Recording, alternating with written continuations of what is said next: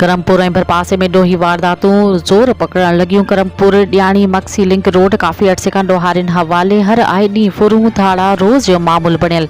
ताज़े वाक़े में करमपुर भरिसां करमपुर थाणे जे हद शेर मोहम्मद ख़ान लाड़ीअ वटि नामालूम धाड़ियलनि रईस करमुल्ला मलक खे हथियारनि जे ज़ोर ते जरकमाल बणाए तशद्दुद करण बाद मॉडल 2023 सीडी मोटरसाइकिल, कागज़, मोबाइल फ़ोन ऐं 35,000 रोक रक़म फ़र्क़ करे फ़रार थी विया।